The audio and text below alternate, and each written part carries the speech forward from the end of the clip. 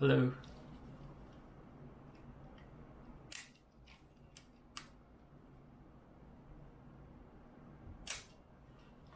Don't you just love the sound ng film? Now the problem is kasi syempre we shoot film, we shoot mobile, and we shoot digital. I fell in love with film probably more than 2 years ago before the pandemic started. And one of the most loved film cameras I've had is the Canon P, right? Sobrang this is a super, I mean it's a vintage film cam that I loved, and so I'd shot it and I have several films na rin. But the problem now is when the pandemic hit, we couldn't go out, we could not go where we want to develop our films, right? I've gone to Mega Mall, but I have not really gone din sa mga, companies or developing labs, right? So, naisip ko 2 years ago, why can't I develop my own film? Which is also good kasi you just need a dark bag, and then several developing or developer equipment.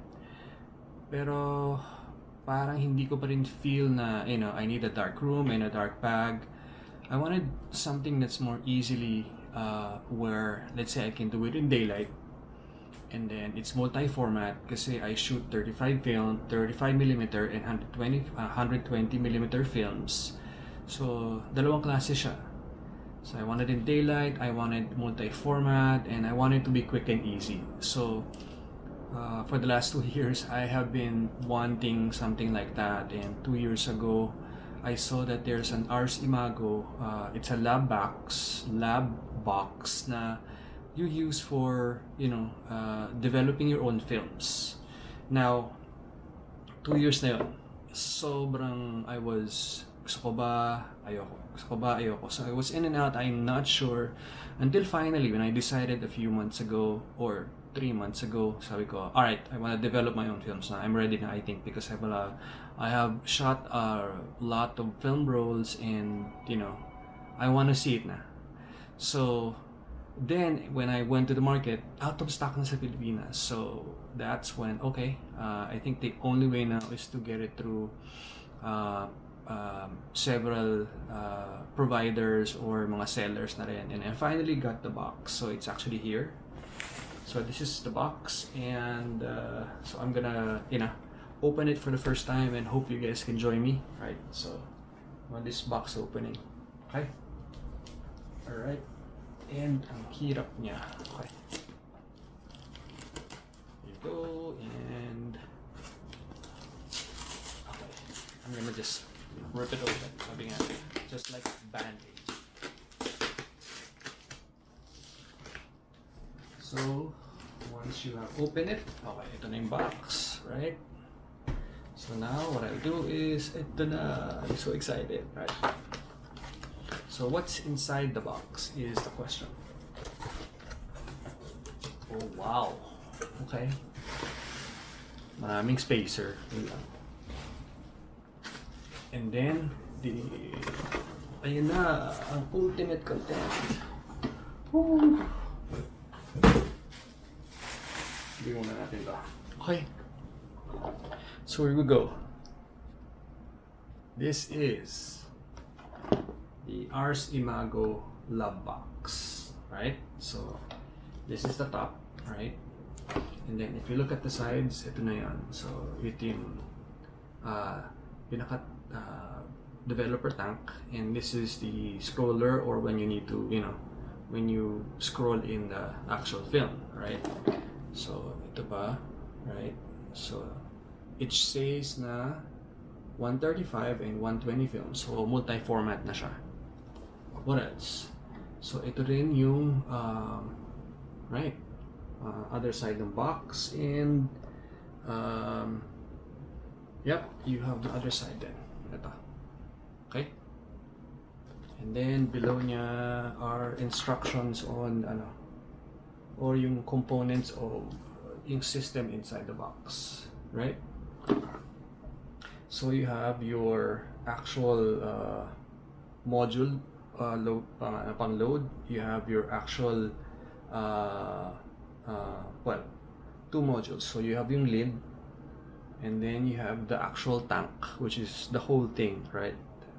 And then that's also the knob where you try to, you know, turn it around or turn it para pumasok siya.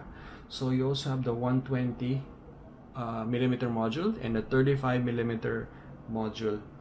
And then your well, there's a guide, and then the actual Reels hub where you put the film in when you're trying to get it in. And then nandun na yung 120 and 135 or 35 millimeter reels, and then the user manual. So yun yung mga laman niya. So ito na siya. It's still sealed, right? It's not been opened yet, so you're seeing it here. Okay. So now we're gonna open it now. Okay.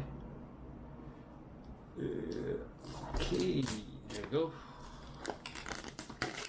Opening the package.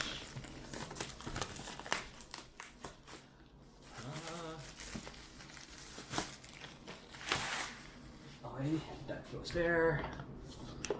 Okay, are you ready? Ito na. Okay.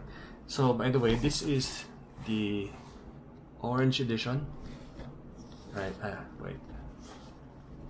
This is the orange edition. Right, you can see there. Okay. So we're gonna remove the tagging for the orange edition kasi orange din siya. And there we go. Wow, okay. This is now the tank, right? So if you open the box for the tank, what you will see inside would be, so you got your manual, right? Your manual. And then you have your those are the reels, and then yung this is the one where you use it to attach the two sides of the reels, right? So that when you scroll, and then you clip, you have the clip inside as well. Okay. What else? This is now the main body. This is the tank, right? Parang noliloksin lang, the tank. And you also have the actual cover, the lid, right? They call it the lid, which says, yeah, lab box, right? Okay. What's inside too? The lid would be, this is how the lid looks like. Okay. And then you got your ito yung film guide. So when the film is being rolled into it, you know, it will guide it going into the tank, right? So this is the tank module, right? Wala na laman. Okay. And ito yung knob for turning it. Yan. Wow, sarap pakinggan. Okay. What else? Let's go to the second box, right? Seeing this na. Now the second box is inside. Okay, let's go. Sago. Okay. Paano yung lumabas? Okay. Let's open it. Let's open it sa kabilang side. Okay. If you open it from this side naman, okay. We're opening it na. There you go. So it doesn't want to go that side. Okay, now this is now the module and the reels box. Kanina yung tank. Ngayon ito na yung actual reels niya for 120. Okay? Oh. Okay. By the way, attached na pala is your 35mm film. Ito.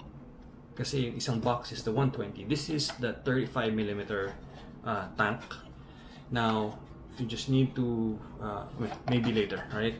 But the key to this is you can actually replace this, right? You can replace the 135, and that's the 135, right? With the second module, which is the 120. Okay, opening the box. All right, here we go. So now you have a different set of reels now. This is for your 120 reels, right? What else? You also have your own film clip, right? Pareho nung sa 35mm kanina, right? And now you also have your 120 film. There you go. So 120. So you now have your 35mm. If you're shooting, 35mm camera, film cam, right? That's what you use yung original. But if you're using a medium format or 120mm film for specific cameras, like for example, ayan, yung Mamiya, the RZ67 and also the RB67 and also yung Pentax 67, right? So these are medium formats na 120 film, 6x6 or 6x7. You also have your Hasselblads, right? So these are the cameras that you use for the 120 film. Okay, so there you go. You have your second box, 120 film, right? Tank, or and then the reels. And then the next piece would be, okay, I'm not gonna develop films today. I'm just doing the unboxing. But in the future videos, I will upload more.